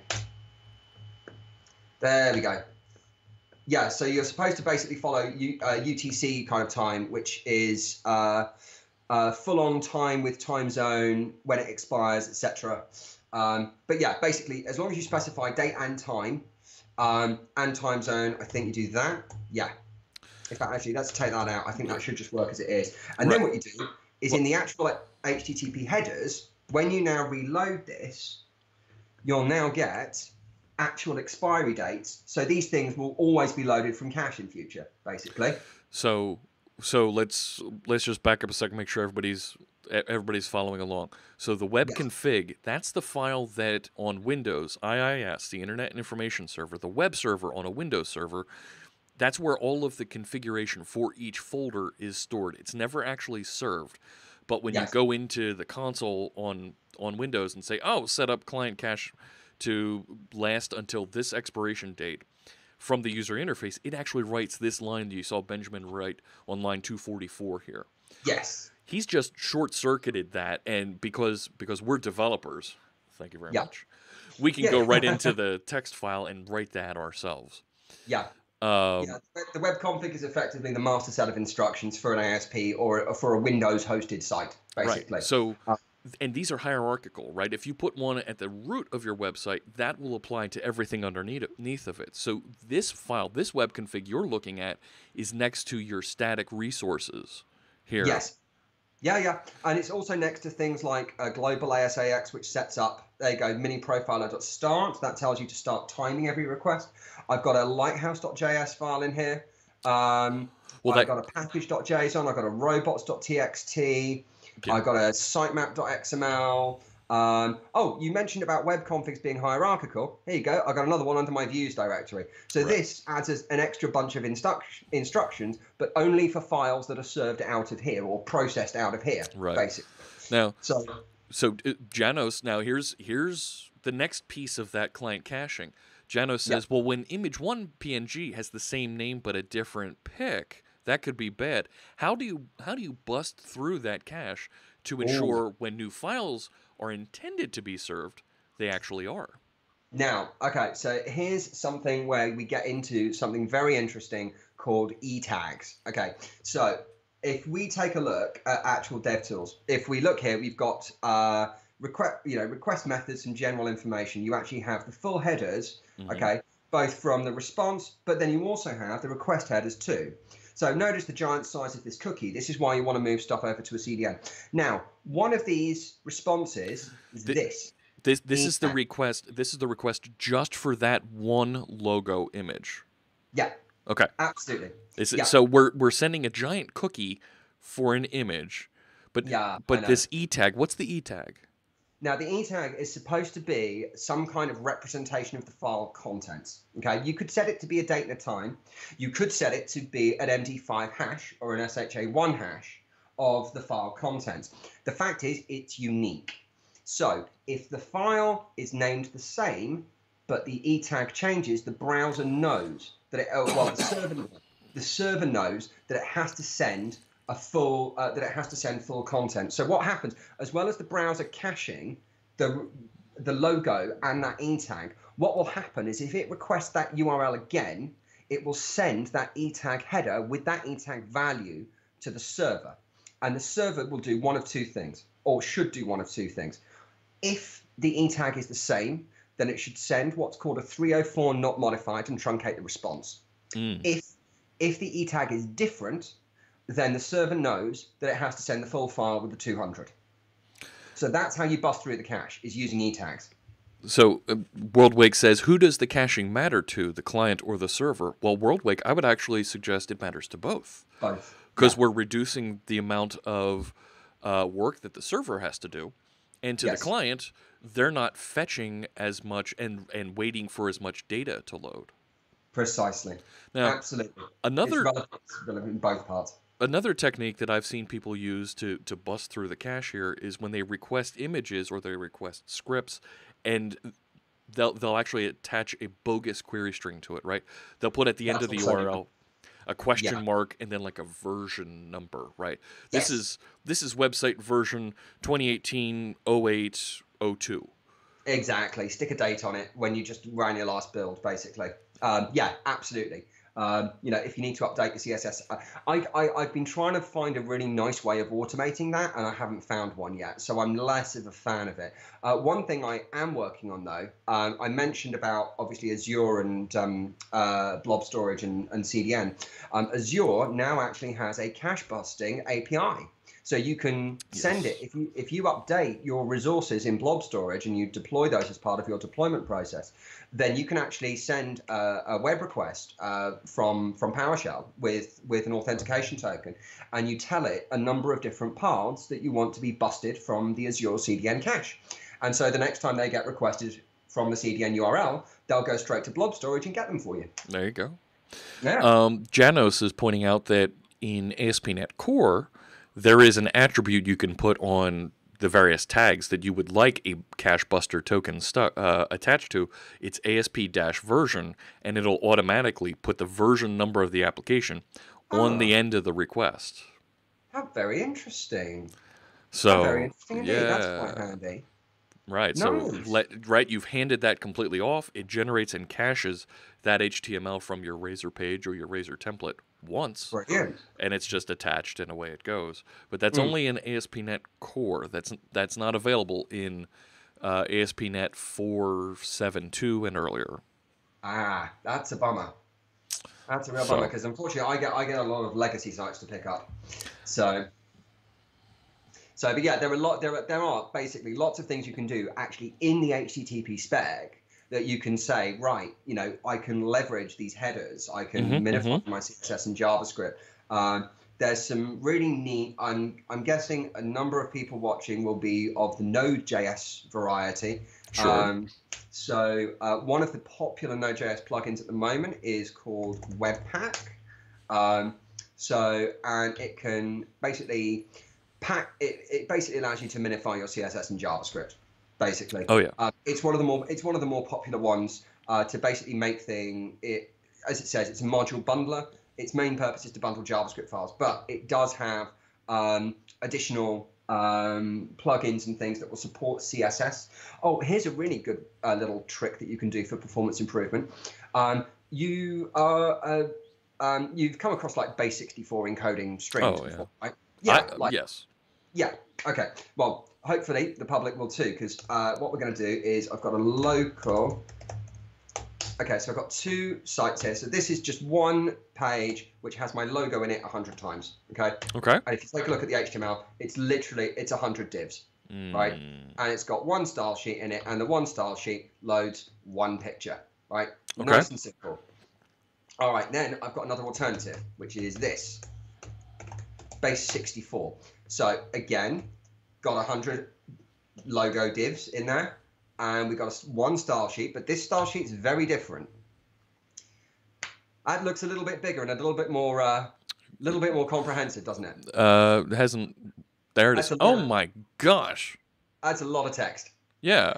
But what this is great. So this is what's called a data URL. And what you can do with this is if you take a look at the format of the URL up here in the top left, you're seeing background image, URL, and then it says data : followed by the file MIME type, which is image PNG, then a semicolon, then base64, and then a comma. And then this next string is actually the image, the entire image data in text form, basically. So it's taken the binary data and it's replaced all of it with, it's taken, instead of pointing to an actual file, it's actually taken the contents of that file and dumped it into the style sheet. Now, what this does for performance can be quite interesting. And I've got some numbers knocking around from a test I ran a while ago, which is in, where did I put you?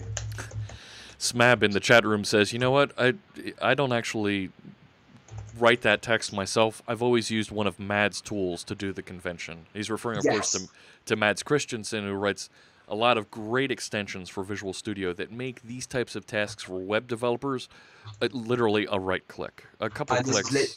And this is literally how I did this. Because if you go here, let's take a look. If I have, if I go there and I go images, and I'll just pull an image out of here, right click, and I'm fairly certain, oh, my extensions appear to have disappeared.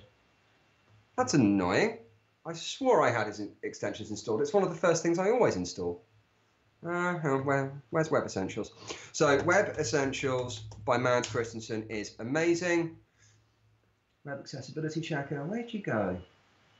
There it is. Yeah, it is installed. So, hang on, we got image sprites, and there'll be because he broke it apart into a load of different ones, if I'm not mistaken. And I'm trying to remember which one it is. I'll install the image sprites one anyway, because that's needed. But I'm fairly certain there was... here we go, Web Essentials. Reinstall. Got you. Yes, please. Ta-da! And there you go. You can see it behind my head there, reinstalling. Yeah, it's going in down there. R.H. Sumner says, Mads has a great Webpack task runner for Visual Studio. Yes. So there's a panel in Visual Studio called Task Runner Explorer, and it by default supports Grunt and Gulp, but you can wire it up to use Webpack to also use parse package JSON and run some of the scripts directly from there. Oh yeah, I'm trying to find it in my list. I've got it somewhere here. There you go, Task Runner Explorer. View, other window. It's in other windows. There it is. And that one. There we go, Task Runner Explorer. Yep. So grunt file, yep. So you've got before build, after build, clean, project open. So yeah. You can either run the tasks that are directly in that file here locally, or these events, these bindings that you see right here. Those are .NET events in the building of the application. So when you're building or opening the application, you can actually attach those same events that occur inside your build file, inside your JavaScript task runner, directly to the .NET stuff, so you end up with a very cohesive building solution. It's very cool. Oh yeah, it's kind of like bringing the best of both worlds. Your MS Build stuff along with your Node.js build tools. Get your chocolate in my peanut butter. Your peanut butter in my chocolate. Those That'd be the old one. Commercials, yes. So yeah, but I did have the numbers kicking around somewhere to show off how you can do this base 64ing. But the performance metric is what makes it quite spectacular. So we're going to open DevTools again, and we go to the network again, and we're just going to reload that. So this is the regular one, just to start with. Actually, let me disable the cache and everything. And in fact, I'll make this a mobile just to give it a real kick. To say we're going to do this on mid-tier mobile, and we're going to do it on, let's say, Galaxy S5. All right. So let's really throttle this, and let's check what the performance comes out at. All right, so we reload. All right, what do we get? Wait for it to finish. And that takes 6.8 seconds for the load. DOM content loaded is 534. And it's a total of 28.4K. So it's a little bit older phone on a slower mobile connection that you're simulating. And I'm doing that for a reason, because I'm going to do it again with the base 64 one. Okay. So repetition is the key of metrics. Being able to repeat and simulate your results. Here we go, Galaxy S5. And again, we're going to go mid-tier mobile. And we're reloading. Oh. Damn it. Hang on. I have to rerun that, because I just lost my DevTools. Come on. Right, there we go. And back up. Yeah, that's it. And mid-tier mobile. And let's reload. All right. We get that in.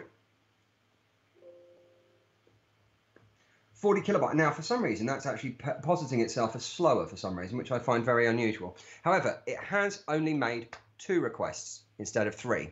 Okay. Because that has just come basically direct from disk. Mm-hmm. Mm-hmm. So, generally speaking, now, as much as I throttle this, let me see if I can, because sometimes it doesn't like to play ball. Come on. No, that's still claiming it's slower, which it generally normally doesn't do. That is not the result I wanted it to show. Okay. But base64ing, certainly for smaller images, we're talking things like, let's have a look. If we say up here. Well, hang on, scroll up there, right? You had all these little glyphs in the corner of, right, in the corners of the things, right?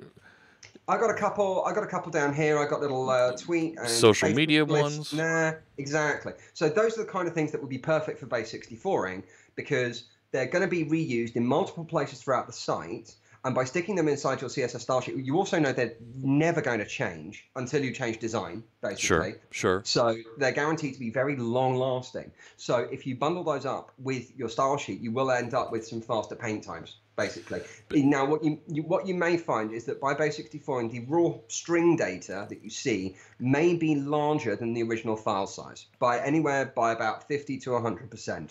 But it's the paint time and the lack of network interoperability, the lack of needing multiple connections to download multiple images, that's your speed gain. So you kind of use it selectively. You know, as demonstrated in the example that I just showed off, it would not be ideal for the image that I just showed, right? Because it's a big image. It's a big image, exactly. Yeah. It would not be ideal for that. But for smaller images, all those kind of glyphs and things, fonts, emojis, perfect. Absolutely perfect. So WorldWake says, I'm trying to think of a non-performance reason to use PNGs instead of base64 encoded text. I think we just touched on that. If you've got a big image that you're only using really once, yeah, because it's a logo you're going to have in the corner. Yeah. But some of these smaller things that you might reuse across several different pages make sense. Gabriel even goes on to say you should probably use an icon library, and I think of something like Font Awesome, where you have a font that's downloaded. Font's typically very small, and if you're using, going back to your previous point, if you're using a CDN to reference Font Awesome, then everybody's already got it. Exactly. And you're able to reference that common social media icon for Facebook, Twitter, whatever. One of the things I do mention about the kind of the Google and the Microsoft CDNs is that because so that kind of fallback tag that you talked about in ASP.NET Core, well, I tend to serve my own jQuery and my own Angular. I don't actually serve them off someone else's CDN infrastructure anymore. I always download them and bundle them myself, because I can't guarantee that someone has used it before and is caching. And as much as it might be doing them a public service just once, it would be, I know what would be really nice is actually being able to put things like Angular and certain common libraries, actually have them bundled into local storage and be able to kind of advertise that they're actually available for other services to consume. That would be quite nice. So one thing that I've run into, why I've actually decided to go the other way and push some of that stuff more to the CDN, I ran into an issue where a website for the school that my daughters go to, somebody hacked and replaced the jQuery.js file that was on disk. Right. And it was redirecting people to malware websites. So every time somebody would navigate to the website, it would hit that jQuery request and immediately redirect to the malware website. Damn. So things like the hash that you attach to your script tag to ensure that whether it's coming from whether it's coming from the CDN or it's coming from locally, will verify whether or not it should actually be loaded and parsed. Oh, absolutely. Yeah, that's a critical part of preventing things like cross-site scripting. There was a hack in an NPM package the other day. Do you remember hearing about that? Someone hacked the co-author of a very popular low-level NPM package. His credentials were found in a data breach somewhere, and subsequently he didn't have two-factor authentication on his npm.js account. Yes. So the person was able to log in, publish a brand new package, making it look completely legitimate, and yet it was going off and collecting. It was trying to read people's npm API keys, basically. Yes. So it could, And so try they to could spread. harvest API keys. Right. Stealth Hacker, no, that wasn't LeftPad. LeftPad was a different issue where the owner of the LeftPad package got angry with the maintainers of npm.js and decided to take it down. Yeah. And all these different ESLint scope. This is the one. Yes. Yeah. Tokens killed after ESLint scope utility compromised. Right. So that's about 2.5 weeks ago. Now in the spring, the .NET Foundation and the folks who run NuGet.org took steps that in order for you to publish packages to NuGet.org for .NET use, you are now required to use two-factor authentication. Excellent. You're required. That isn't something that folks can get around. Oh, brilliant! Excellent. I need to go and set that up then. Yes. Fantastic. There was a question we had earlier about WebP. What do you think about WebP versus using PNG format? Oh, yes, this gets mentioned in the DevTools report. If we take a look, if I quickly rerun that Lighthouse test, this gets mentioned. Let me kill the. I don't want mobile. Thank you. Let's get rid of you. Sorry, just trying to get rid of this because it does actually mention in Chrome DevTools potentially using new types of image format. Interestingly, WebP is not that widely supported at the moment. Okay. So, hang a second. Let's just get that maxed. I'm just trying to kill this. CSS5 responsive 0 0. It's really not giving me the width, is it? 1960. Oh, that'll do. If I run this and quickly run the audit, because it does mention it in the performance audits. However, WebP was invented by the guys at Google, and I've got a nice little demo. So that little gecko thing that you saw in the repeating example where I showed the base 64 alternative. So I did actually make a WebP alternative of the image, which is, so that gecko, so that's 28 kilobytes as a PNG. In WebP format, it's 7 kilobytes, so that's a 75% improvement. However, it's only supported in Chromium at the moment. It's not. Yes, because it's a Google thing, and Google invented it, therefore it's not a standard yet.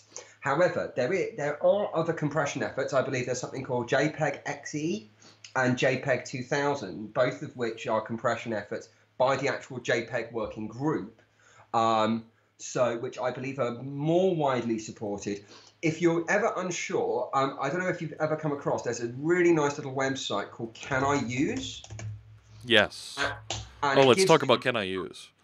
Yeah, so Can I Use is dead-handed, because it then lets you ask, can I use WebP image format? So supported in Chrome 49, 66, 67, not supported in Firefox, not supported in Edge, not supported in IE, not supported in Safari. So you basically, if you want to use WebP, you are restricted solely to using Chromium-based engines. So, right. Anybody who has an iPhone doesn't work over there at all, right? Exactly. Yeah. So it does say, no notes, both Safari and Firefox are experimenting with supporting WebP images. And I believe that Edge have actually got an official in development section under here. Yeah, here we go. Yes, platforms. This is the platform status of various new features and things that are supported or are being considered being supported in Microsoft Edge, which is great.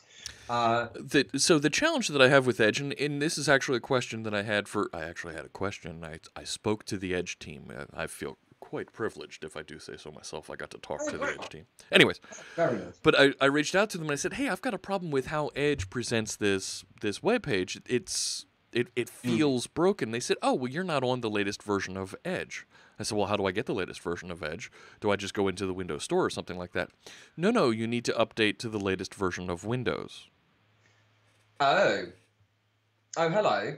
That's a little bit of a barrier, but problematic. To their point, yeah. I wasn't on the 2018 version of Windows 10. However, this is still a barrier that we as web developers need to take into account. If you're expecting a version of a browser to include these features, the evergreen browsers, right, like Chrome and Firefox, that do force the installs, force the updates. Oh yeah. You will get that benefit. However, I don't think is Opera evergreen now? I think so. Let me check. Okay, Let's but have a look. iOS Safari doesn't update unless there's a full iOS Update and patch. recovery. And it's the same No, thing with Edge. It doesn't. Oh yeah, well it says it's up to date. I'm assuming it updates itself. Right. Because I've never actively installed an Opera update. So Edge. so to S&B's comment in the chat room, it's only as evergreen as the operating system. yeah. You'll get patches to it on Patch Tuesday if there's updates, but you won't get new features until a new release of Windows. If you want to see how badly out of date I am, here we go. I am currently in, where are we? Last checked 3 weeks ago. It says I'm missing some important security and policy fixes, but then I'm one of those really annoying people that's on the fast ring for Windows Insider. So I get everything that's broken. Here's one they still haven't fixed, actually, just as an observation, which is colors. Where are you? Dark theme settings. Is it? There's a transparency. Here we go. Watch what you want to.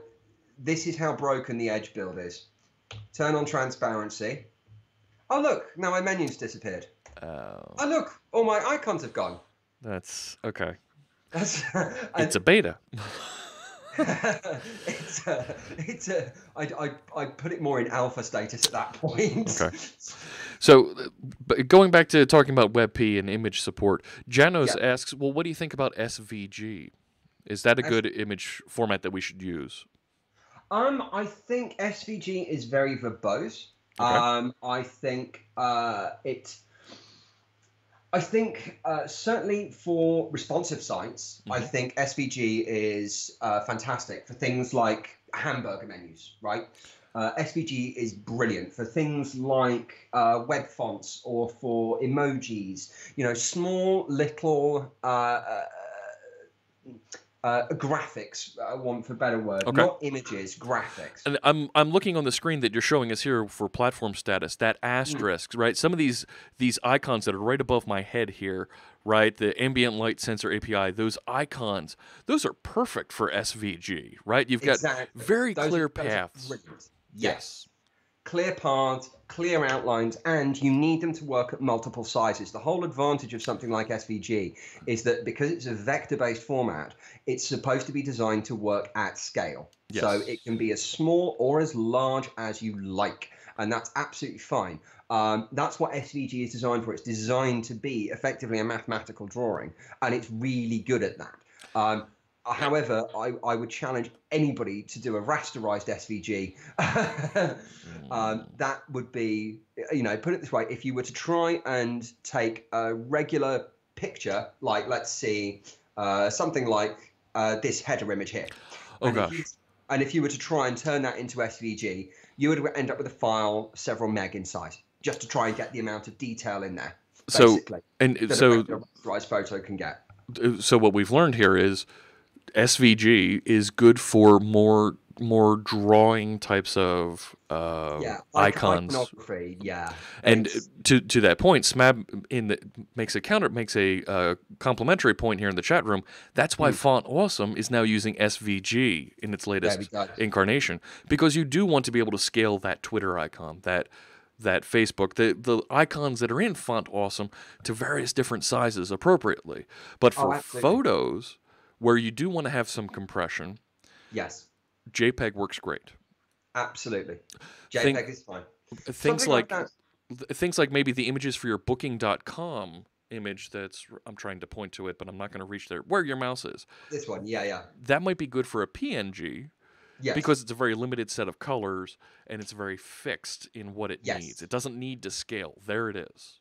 Yeah, however, that calendar icon and that little search icon, those would be perfect for SVG. These right here. I'm trying to chroma key and point. That's all right. Okay, there we go. So yeah, they're kind of roughly in the middle of your screen now, where it says accommodation search. So you got that little magnifying icon, There you go. and then next to check in and check out, you've got the calendar icons. Those two icons would be absolutely perfect for SVG. So obviously, the simpler an SVG is, the smaller it's going to be, because SVG relies on the idea. It doesn't actually matter how physically big the image is in terms of the number of pixels. It's actually the number of instructions that make up the vector. That determines the size. So the more complicated your icon is, then the larger your files are actually going to be. That's a direct kind of one-to-one correlation. Very cool. All right. We are just about out of time. Yeah. Is there is there some place that folks can go online? They can learn more from you. You were showing us your website is a little sparse at the moment. I promise you, my website will be a little less sparse soon. But I have your Twitter account there in the corner at Yeah. Benjamin Howarth. That is me. You can listen to all my inane ramblings late into the night and early into the mornings. Very cool. So yeah, by all means, follow me on Twitter and on GitHub. I'm Benjamin Howarth 1. I'm going to be publishing. Oh, one thing I wanted to mention, obviously, Go ahead about and navigate. Go ahead and navigate to your GitHub. Oh yeah. One thing I wanted to mention about all these different tools is that they can all be automated. Okay, so because obviously we mentioned how do we measure all these various bits and things. So yeah, this is me. Here you go, Benjamin Howarth 1. So, I have been kind of presenting at a lot of meetups and stuff about all these various different tools. So obviously I've mentioned YSlow. I've mentioned how much does my site cost. I've mentioned Lighthouse. Yeah. Yes, yeah. And I've shown off a bit of mini profile as well. So what I'm trying to work on at the moment is this Docker image, which is going to contain a copy of Jenkins, the continuous integration server, open source. And it's going to run on Windows Server Core, so it's going to include things like MS Build and all the the .NET toolchain in it. And then it's actually going to demonstrate how you can pull down all these tools as command line tools, so that you can actually produce these reports automatically as part of your continuous integration. So you can then say, oh right, how does my site score today? As I've improved a piece of code, as I've added a new thing in CSS. As I've done all of these things, has my site performance gone up? Has it gone down? Why has it gone down? Where has it gone down? And you can do that kind of very in-depth analysis. So, so I promise at some point, the website eventually will be online, but probably before that, the Docker image is going to end up somewhere on GitHub. So all of these things that we've been talking about, you're going to automate, be able to have a nice, cool report that comes out, and in the chat room, Jano's point, you're going to be able to have great continuous integration. Integration. Yeah. Yes. Absolutely. Yeah. That's precisely the point, is to be able, because what's the point in measuring something once using a tool when you can measure it hundreds of times automatically, and that can help guide you in understanding performance on a daily, weekly, monthly, and you can then think about performance. Like I mentioned, a lot of people kind of think of performance as something they can kind of do after the fact. Whereas if you think about it as a regular part of your dev cycle, it can actually change the way you think about what you code, how you code it, and it can help guide you and help guide you to building a better product for your users. And so you've got me now thinking that when I run this inside of VSTS, Visual Studio Team Services, inside of Jenkins, inside of Team City, I'd be able to get that Lighthouse number to pop out of your tool and plot it on a graph so I can see over time, we're sliding on our web performance. Boom. You know what? Maybe it makes sense to spend a sprint and refocus on this. Or take a user story and refocus on this for a little bit, do some tuning so that you can republish and have great performance again. Absolutely. And what you can do as well is, what I like to do is actually with multiple builds is, there's another tool I didn't mention, which kind of comes in handy for load testing, which is JMeter, which is built by the Apache Foundation. Now, because it's built by the Apache Foundation, it has the misfortune of being written in Java, but we won't hold it against them. It's a really awesome tool. And if I find it, this one, let's get it loading. And it lets you set up basically test groups. So you can pretend to be 200, 500, 1,000, 10,000 users, basically, and slam your website architecture overall to actually then give it some real traffic to say, hell, let's actually put this under some stress. Cool. So I use this. With Formula E when I was setting up their infrastructure, which is how we got the good AWS auto scaling stuff. But what's really neat is you can actually feed in configurations into this. So when you are building a website, you can have this thing called a sitemap.xml file. And this is just an XML file. I've got the one for Verbier open here. And this is just an XML file that contains a list of URLs that you want submitted to a search engine, right? Now, what's great is I can actually feed that into JMeter, and I can actually then ping off every single URL on this list multiple times. So then I can actually spot separate areas of the site, obviously that may have different templates, different layouts. So then I can potentially identify individual portions of the site where actually I need to focus over here, or maybe I need to focus over there, and so on and so forth. And as I say, I'm planning on working on this Docker image, which basically will produce you an XML sitemap, and then we'll feed through, a selection of URLs into YSlow, Lighthouse, web page test, and feed the XML file into JMeter for load testing. So you can do load testing, you can do performance testing, browser testing, server testing, anything you need. And what it will then give you, if you use it to attack multiple areas of your application or your site, you can then say, okay, this area needs focus. Who worked on that last? What did you do? And let's go through and see how we can optimize or improve this. I think the guys at Trello spent a couple of weeks doing a sprint improvement, and they managed to cut the JavaScript paint times ridiculously, like huge. Oh, that's amazing. Oh yeah. There was a whole blog post by one of their front-end engineers that demonstrated how they did it. But having the tools at least to measure gives you a good start. And don't think you should just do it in one place. Do it across the whole slew of your application. Get a file like this, feed in all those links, and then get your different reports from your different places, because you might get a grade A on your homepage, but then I bet you there might be an old blog post kicking around from 2 months ago, and the template's got something funny in it, or it's got a high-res image or something in there, right, that's causing problems when people try and load it. Awesome. Yeah. All right. Thanks so much, Ben. This has been great today. We really learned a lot.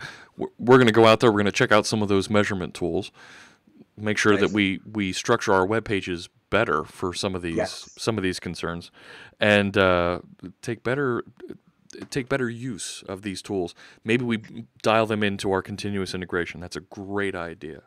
Yeah. All right. Well, when it gets put on GitHub, which I'm hoping will be at some point over the weekend, then I'll make sure to pop it up on Twitter. Cool. Alrighty. Thanks so much. I'm going to start playing that music here. I hope folks join me tomorrow. Tomorrow I'm going to be working on some of the things to follow up what we worked on Tuesday. We're going to be writing some code to integrate with. Hey, there we go. Look at that. That's a lot of you. We're going to be finishing writing some code to integrate with Twitter and JavaScript with a little bit of Grease Monkey scripts, and doing a little bit more follow-up on some of the other projects we've been working on. So I'm going to set up so that we raid our friend Dev Chatter. We'll head over there. He's going to be doing some more C# programming. So I will kick off that raid. If you want to stick around in the chat room, and we'll automatically transfer everybody over to Dev Chatter's channel in about another 10 to 15 seconds. Ben, thanks so much for joining us. As always, everybody, we'll be putting this content over on YouTube in just about an hour or two. And take care. We'll see you tomorrow. We'll be writing some more code here on my channel. See you, everybody. Fantastic. Thanks for having me, Jeff. Alrighty. Take care. Cheers.